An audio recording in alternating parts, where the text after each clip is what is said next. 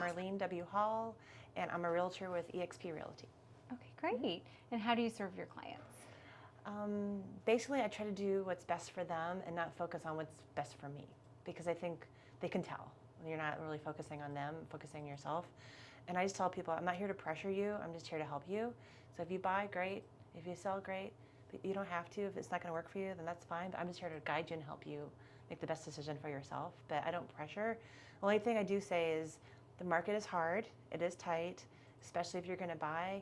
You need to make sure you work with motivated people for selling and buying, because you can waste so much time. So if you're going to buy or sell, just make sure we're being responsive when we're moving fast, because we can't just like think about it and overthink about stuff. So Right, yeah.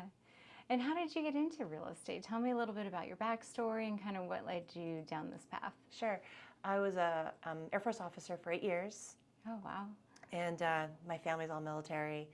And I got out of the military, and you have a great sense of purpose. And then I just kept trying to do like government jobs and like government contracting. I just didn't have that sense of purpose. As a military officer, you can really help people because you're in the middle of everything. But here you're like, here, Marlene, here's some paperwork, just go. And I just didn't really fulfill me. Yeah. And so I found that I really studied happiness and all this kind of stuff. You got to find a job that you really fulfills you, because once you leave the military, you really want to be fulfilled. That's the way it is. You're spoiled. Yeah. So my brother suggested it, and it was a really good fit for me. Was that a hard transition coming from the military to real estate? It was hard. Well, once I got into real estate, it wasn't. But just the other stuff I fumbled a lot trying to find my way. Yeah. But I'm just a go-getter and get things done, and I know people, and it's more dynamic. It's what I need. So. What you need. And your brother kind of brought you into this, or He suggested it because my grandmother was a realtor back in the 50s and 40s, and she was very good. My grandmother and I are the same person. And she went to college, which was very rare back then. And she was like a top agent here. And then my dad's a real estate investor. My brother's a real estate investor. And so it was kind of in the blood. And then it's kind of fell into it. But it's been great for 10 years now. Oh, that's great. Yeah. So it sounds like a lot of military and real estate in the blood. That's great. Yes. Yeah. What tools did you learn in the military that have kind of transferred to real estate? Is there anything that helps you today that you learned while you were in the military? Oh, absolutely. It's very transferable. I'm actually seeing a lot of veterans who are a lot of veterans who are realtors, but it's about taking care of people and having the resources and just helping people. Yeah. You know, because we have I have an issue right now. We have water problems in the basement. I hate basements, by the way. Don't buy any homes with basements. I hate them. Always. I hate basements. So every time I have a basement, there's a problem with water. So I knew a guy, immediately got in, we're fixing it, but we have to disclose until it's fixed. But, so Yeah. definitely. Yeah, definitely. Some of those skills kind of transferred over. Oh, absolutely. Yeah. 100%. It's all about leadership, because I'm taking charge. They don't know what they're doing, and so my job is to guide them. So, yeah. Now, do you help a lot of military families in real estate? And what's that like, especially in this area that's so expensive? You know, maybe someone's moving from outside of the area. What challenges do you see with that? I think the main thing is making sure they trust you. And that's the number one thing, because if they don't trust you, it's just not going to work. So you have to have integrity and they trust you. But then just educating them about what's going on. And if you can educate them and then they understand the game plan, then they're good to go. Yeah. So, but the VA loan's tough. It makes me sad because I use the VA loan to buy my condo, but it's tough. But my client just won with the VA loan. We won because of terms. Great. Yeah. So. Yeah. We did list price, and he was a bidding war. We did list price. Another person came below, so we won. And they were conventional. So yeah, you have to have someone who's skilled, knows what they're doing too. Right, and there's room for everybody. Yes. Right, and the right thing kind of. Yeah, the number one word for me is grit, because real estate has a really high fallout rate. But if you're determined, like if you're going to buy or sell, and you're determined, just grit, just hang in there. Just hang in there. That's my word. Yeah.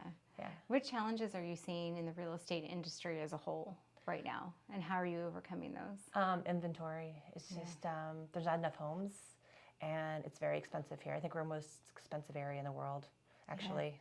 Yeah.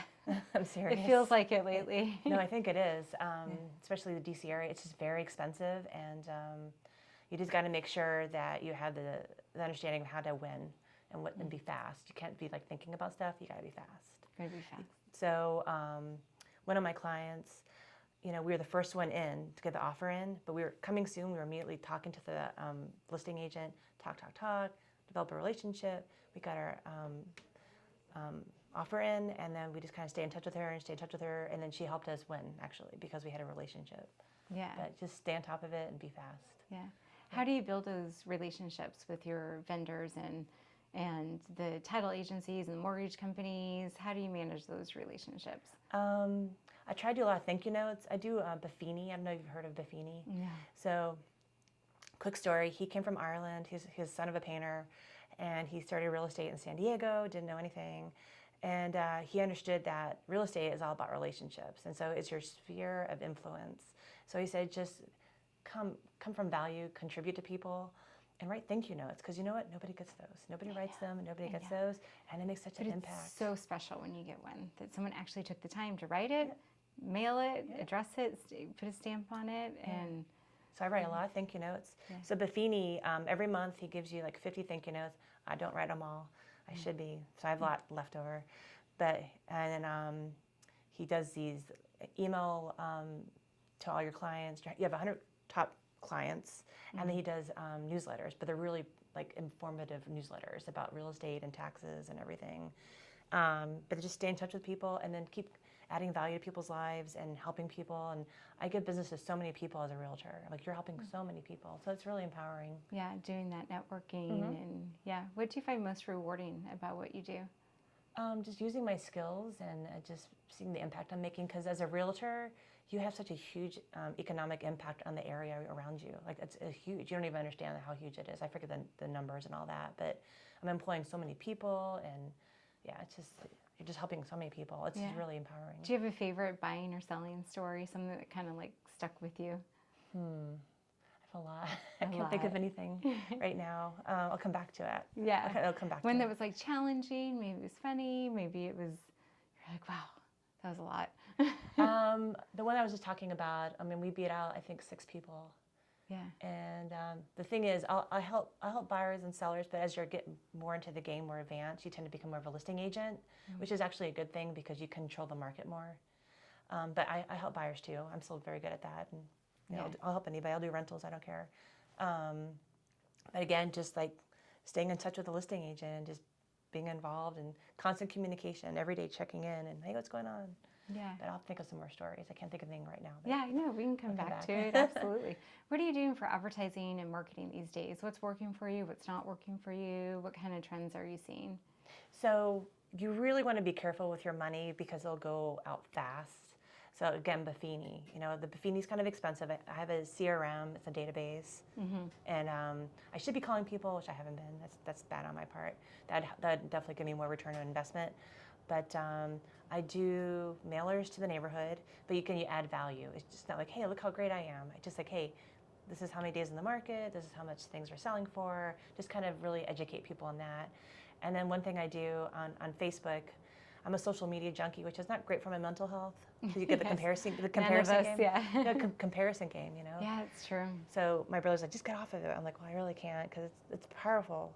Yeah. But I and you got to keep up with it, and like, what are other people doing that are working? What's working for them? Yeah. And can I replicate the same thing? Yeah, but I do the postcards. You want to have a farm. You want to have like 3 farms. So I have a real estate coach. He's like, well, just focus on this farm right now, and then once we really saturated that farm, then we can move on to another farm. So when you say farm, like, you mean like the neighborhood? Oh, okay. Okay. Yeah. So I live in Park Fairfax.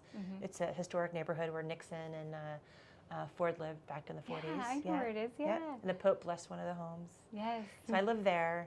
It's a beautiful community. It is beautiful, and so it's like the greenest neighborhood inside the Beltway. I understand. That's my understanding. Yeah. But they all get a postcard from me every month. Yeah. And that's my marketing. I have a marketing assistant that really kind of helps me with my website, and we're really focusing right now on SOI on the internet. So we're doing a lot of getting reviews, because the reviews will pop you up to the top. For sure. But the main thing is Google reviews. So that's what we're really trying to focus on, is Google reviews. Yeah. And that's basically, and then Facebook, I just added, I added myself to all these neighborhoods, even though I don't live there. I just made up a fake address. And a couple That's really funny, because sometimes on our neighborhood Facebook group, Yeah. sometimes something pops up, and I'm like, I don't recognize that name. Yeah, it's probably me. It's probably me. But yeah, I added myself to a bunch of neighborhoods and made up fake addresses that I lived there. But then they'll ask, I need a pet center. So I just constantly add value by providing vendors. And I've gotten deals that way. Yeah, It's a great. long game though. I don't Yeah. recommend that one. Yeah. It's a long game. And I've had realtors come after me like, you don't live here. And I just block them. You're like, you don't know that. You Yeah, don't know where I just live." block them because I know they're mad that I'm there. But Yeah. I'm giving away my secrets. Where do you see yourself going? Where do you see all this going in the next few years? Well, I know they had the NAR lawsuit, but I gotta be careful how I word this. I don't want to get in trouble. But you really, the commission's always been negotiable. But I know some of the big brokerages, they're kind of firm. That's probably where they got in trouble. Yeah. About what they would let people do. But it's always been negotiable. Right. And if you want this percentage and the realtor says no, then go with somebody else. Right. That's what they should have done. And then, but the thing is, if you're not going to offer a buyer agent commission, you're going to have a hard time selling your home. Right. You really are. Yeah. And For those of us that don't know, explain exactly what the lawsuit was. they're basically saying that there's price fixing, and then it's 3% either side for the listing and the selling. And again, I'm not an expert on this, so Yeah. this is what I think it is. Yes. This is like a little side note. What we know so far. This Yeah. is what my understanding is. I'm Okay. not a professional on this. So they're saying you can't price fix, and maybe there was some price fixing with the big agents, the big brokerages, because if you said, hey broker, because the broker owns the listings, they own it, not you. Right. So if you leave, they still own it. But if you go to the broker and like, hey, I want to offer this at this percent, and they say no, we don't do that, then that's kind of price fixing. Okay. But then go somebody else. Right. But now they're saying that the VA loan you can offer, it's kind of breaking my heart because the VA loan is zero money down and it's like hardly any cost to the veteran. I've used it. But now they just changed it temporary where the veteran can pay the commission of the realtor. But that, that's Then not, they're still coming out of pocket. that's coming out of pocket now. Now you're hurting veterans Yeah. and you're hurting FHA. People are using FHA loan. They can't. It's Cannot. designed for that, so they don't have to do that kind of stuff. So Right. I'm not really happy about that. Yeah. Especially, I think it's really hurting buyers. Yeah. So I feel bad about that. But I think there's just gonna be workarounds. Workarounds. Where do you see the trends going? Where do you see the market going? I know- think it depends on the area, but I think it's just going to be hard here. It's just going to the prices are going to keep going up. It's going to be hard, and you got to trust your agent. Don't micromanage them. Yeah. I've had that happen. It's really demoralizing. Sure. It's very demoralizing. Gotta be careful about telling a story about that though. Yeah. But yeah, it's just I think the market's gonna they're trying to build more homes. We got to catch up with. There's not enough homes right now. Yeah. But the prices are going to just keep going up. I think. They are. Yeah. Yeah. What advice do you have for people that are struggling with that? And Don't give up. yeah, don't give up. And just work with. There's workarounds. Like Yeah. my preferred lender is Ashley Smith. You should interview her. Yeah. I'd love to have her. Yeah, I'll introduce you to her. Yeah. She's with Truist Mortgage, and she's fabulous. And she has these workarounds, and she gives grant money for people like first-time home buyers. Like teachers, I think, and like firefighters. There's workarounds, and we can work with Ashley and title, and there's workarounds. Do you feel like you have to work with your clients to kind of adjust their expectations as well? Sometimes, yeah. Yeah. And how does that work? Is that a hard thing to do? It depends on the client and how motivated they are. You have to be really careful who you work with, though. I think sometimes you're brand new, you'll take anything, but you gotta be really careful because it can really hurt you. Yeah. So you want people that trust you and listen to you and are motivated. And if they're not, you could really get hurt. Both ways. Both ways. Yeah. Yeah. Absolutely. What do you like to do for fun outside of work? Well, I have a puppy. Yeah. Her name's Gracie, and I have a cat named Adele, and they're mainly in my life now. Yeah. So we go. How old's the puppy? Puppy's a year. She's a golden retriever. Oh, fun. And she just loves everyone, every dog, everybody. So we go to this Bark Social in Alexandria, and she gets to play, and that's what we mainly do now. Yeah. I see my parents. My parents are in Sterling. They're at Falcons Landing. It's a retirement village, and they love it. So I see my parents a lot. That's great. And I love travel. I'm a world traveler. Yeah. So I've been all over the world. So. What's your top trip? I just got back from Israel. Oh, yeah. That was kind of scary. It's a big trip. Yeah. I had a big birthday, so I had to go to Israel. And my mom's like, okay, you're not that religious. And I'm very spontaneous. I'm gonna start laughing, but I'm not that religious. But I'm Christian, and I'm going to the Episcopal Church. But it was a pilgrimage. I was like, did you even read the itinerary? And Did I'm you like, know what you I were did getting not. into? She's like, I think you should have done that before you. My mom did not want me to go.